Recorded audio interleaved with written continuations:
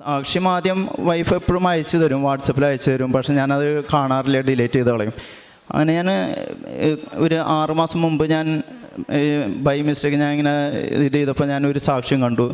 ഒരു നേവി ഓഫീസറിൻ്റെ ആയിരുന്നു, ഒരു അക്രൈസ്തവനായിട്ടുള്ള ഒരു സഹോദരൻ്റെ. അത് എനിക്ക് ഹൃദയത്തിൽ ഭയങ്കരമായിട്ട് എനിക്കത് തറച്ചു. അങ്ങനെ പിന്നെ ഞാനത് സാക്ഷ്യം ഇടയ്ക്കിടയ്ക്ക് കണ്ടു തുടങ്ങി.